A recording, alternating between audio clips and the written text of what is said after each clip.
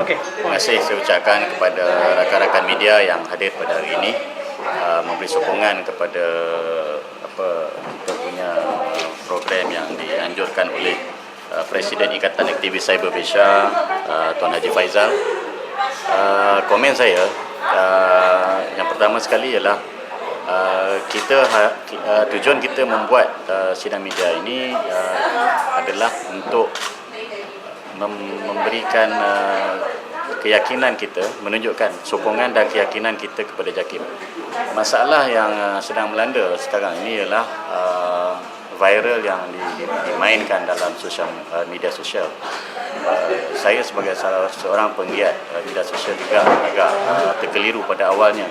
Tapi kita harus ingat bahawa dalam negara kita ini, kita ada satu pihak, satu badan yang berhak cakap mengenai halal dan haram tentang hukum untuk umat-umat Islam dalam negara kita ini menjadikan sebagai panduan, iaitu JAKIM. JAKIM duduk dalam Jabatan Perdana Menteri dan malah orang yang mengetuai Menteri di Jabatan Perdana Menteri itu sendiri, Datuk Seri Jamil Hibarum pun sudah membuat kenyataan bagi pihak JAKIM memberitahu bahawa tidak ada kandungan gelatin babi dalam coklat Cadbury yang sudah pun dibuat uji kaji dan dibuat ujian terhadap produk tersebut.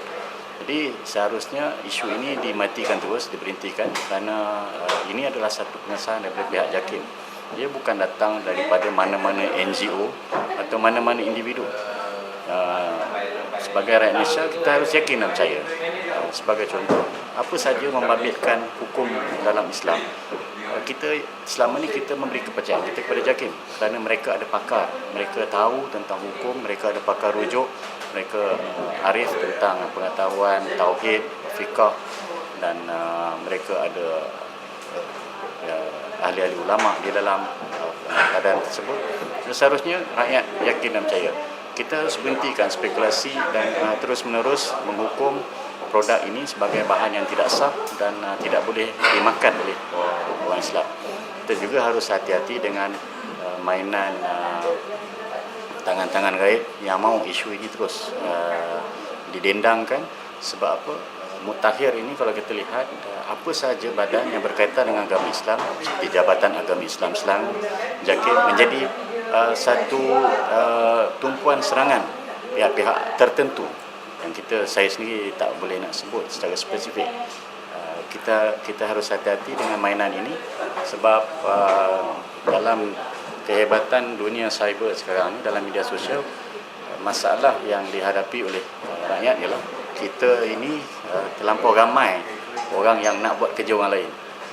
Dia tak nak buat kerja dia buat kerja orang lain. Dia lebih tahu daripada JAKIM, dia lebih layak untuk cakap bagi pihak JAKIM dan lebih berpengetahuan dari pihak JAKIM. Dalam hal ini membabitkan hukum halal haram, seharusnya apabila JAKIM sudah buat keputusan dan ketetapan, kita harus akur dan kita harus jadikannya sebagai satu panduan.